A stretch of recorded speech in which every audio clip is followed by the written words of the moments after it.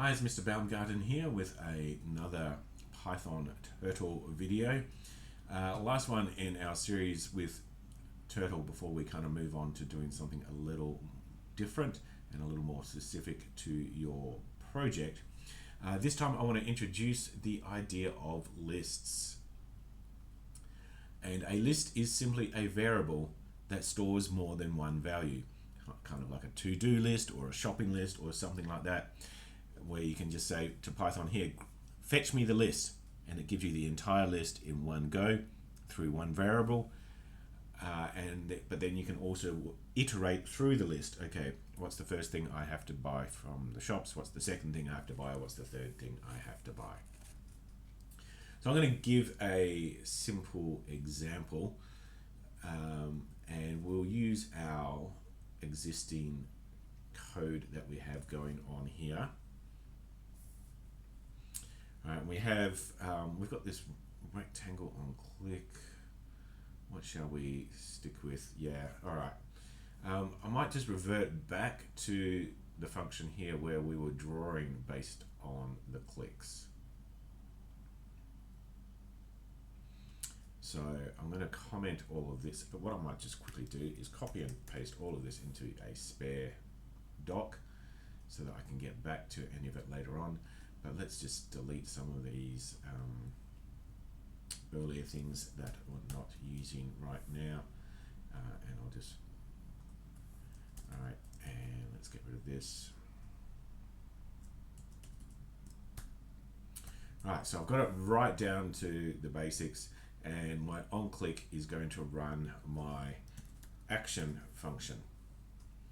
And so when I run this, just to remind you what this was when I click on a spot and it draws a line to that spot. And so we could end up with, all right, and the color was changing based on whether I was going into the bottom half or the top half. Right, how about instead of color changing based on top half or bottom half, we do something else, and we come up with a colors rotation. Right, and we can work our way through the rainbow, perhaps. Orange, yellow, green, cyan, blue, magenta. All right, well, how many have I got there? 1, 2, 3, 4, 5, 6, 7. Right, so what I have done here, the square brackets indicates I am creating a list. And then I put in the value that I want for the list inside the list, and I separate each item by a comma. All right, so in the same way that I could have just done colors equals red, I now have a square brackets where I'm saying, okay, everything inside my square brackets constitutes my list. And what I'm going to do this time is we'll have a current color number, and every item in the list I can access through a number. So I can say, hey, give me the first item in the list, give me the second item, give me the third item. Now the only catch is computers start counting from 0. So 0 is actually first item in the list. So if I could just get a big comment going here, right? So red is actually going to be item 0. Orange is going to be the second item in this list. Yellow is going to be item number 2, being the third item in the list. Green is going to be item number 3, the fourth item in the list. Cyan will be item number 4. Blue will be item number 5, and magenta will be item number 6, even though it is the 7th item in the list. And so what I'm going to do down here in my action is I'm going to draw based upon and work my way through the colors of the rainbow. So I'm going to say, hey Bob, I want your color to be some kind of new color. And what is that new color going to be? So let's say, okay, yeah, so new color for Bob. New color for Bob. what is the new color going to be? I'm going to say, hey, go to that colors list, and then I use the square brackets, and I'll put a number in here to say, hey, fetch me color 0 from the list. All right, and so that in Python will give me the string, the piece of text, red. All right, and if I had a number 1 here, then it would give me orange, and if I had a 2 there, then it would give me yellow, and so on. But instead of having a number, I'm going to say, hey, give me whatever the current color is, and then after I've drawn this thing, take whatever the current color is, add 1 to it, put it back in current color, right? But if current color has now become bigger than 6, set it back to 0, right? So that I can iterate through it like a rainbow. And now the only remaining thing that I'm going to have to do is I'm going to have to say, hey, I'm wanting to use these variables that are outside of my function, so bring in these globals, all right? Bring in these global variables, just like we had to earlier on. So current color, colors and current color, all right? I'm wanting to make changes to those. Now, hopefully if I run this, it should work. All right, so the first one's going to be red.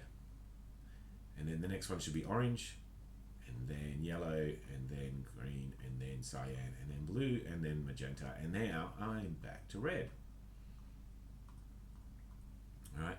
Now, if I didn't have this bit here, what would happen? So I'm just going to comment that out so that Python is ignoring them. Watch what happens after I go past magenta. All right, red. All right, next one, when I click, oh, there we go. Python crashed. Index out of range. Because I increased color by 1 more and I tried to read it, but there is no item number 7 in the list. And so it crashed and says, hey, that number is outside of the range. There's nothing there. All right, so I can iterate through the list, but then reset it back to the beginning each time. There's some other cool little things just to make you aware of with lists. So let's do a slightly different program. And again, I'll just copy all this back into a previous one, and we'll get rid of the action. We'll just draw some basic shapes. We'll just focus on the on demonstrating what's going on here. All right, so instead of that, all right, I can use lists to store a bunch of coordinates, right? So how about instead we do, all right, click, here we go. Type a number between 0, actually, because minus 200 and 200. All right, so instead of print, we'll turn this into an input, and we'll save the number that person types. Now the input command, I don't think we've actually even used this before yet, have we? The input command gives back a string, right? So if I just print out number, I'm just going to comment the rest of this out for now. We'll come back to it. All right. If I run this, type a number between minus 200 and 200. So if I type in 90, all right, okay. Now you can't actually see it, but that's actually a string.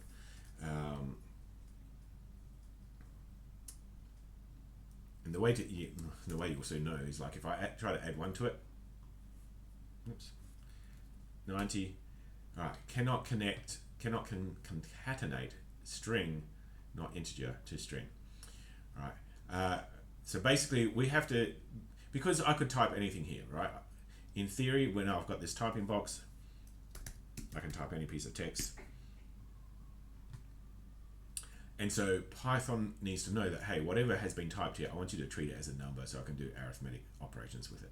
So to do that, I'm just going to put int for integer around it.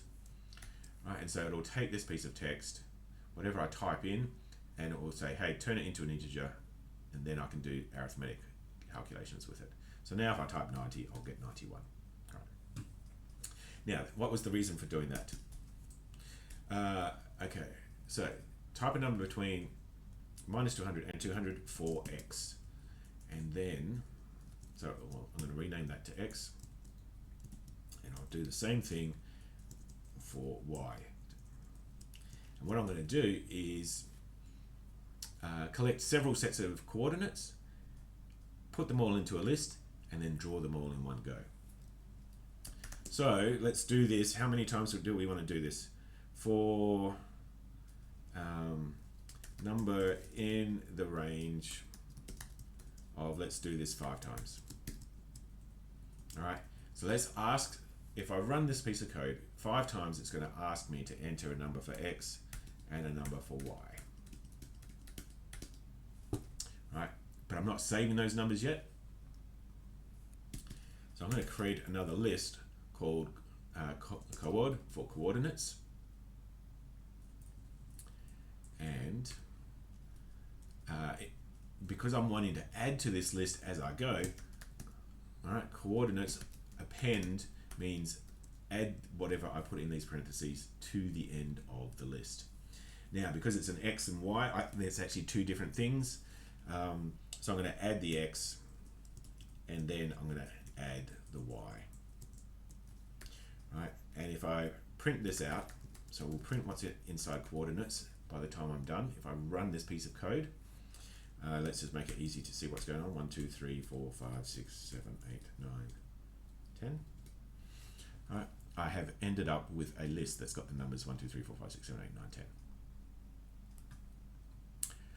Now, what I'm going to do is I'm going to walk through the values in this list and draw them as x and y coordinates as sets of points.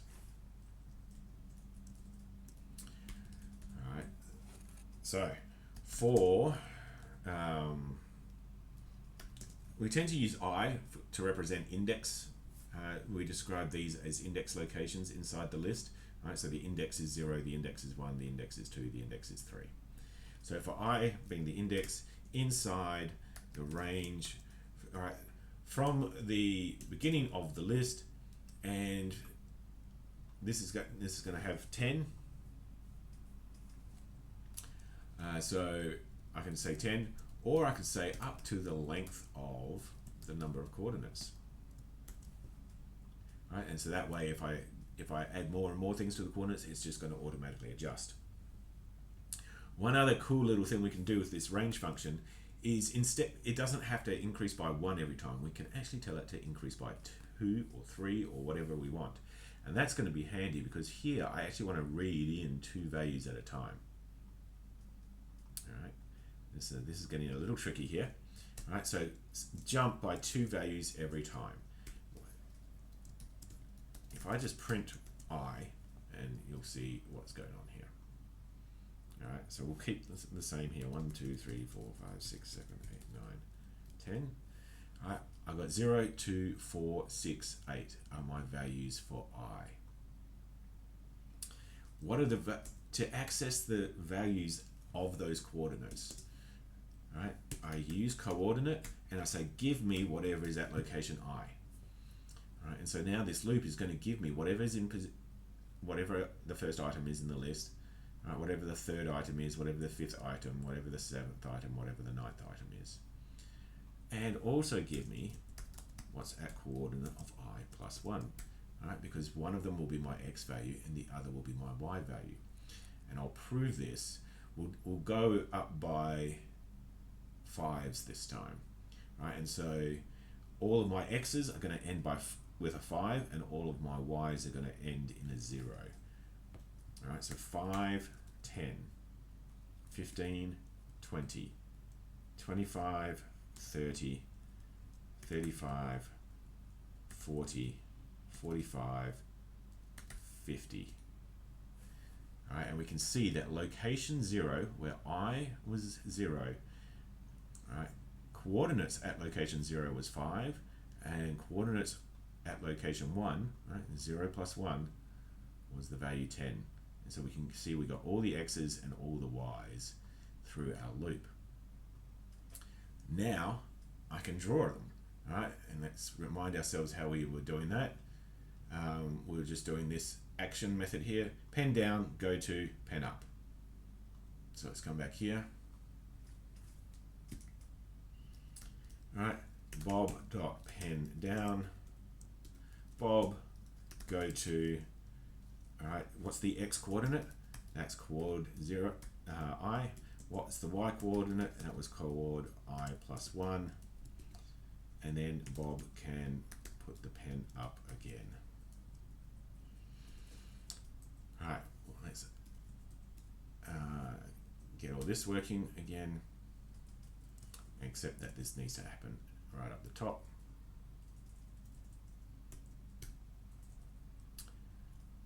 All right, let's see what this does.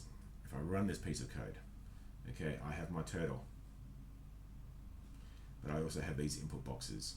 So let's start top left corner, minus 200, minus 200.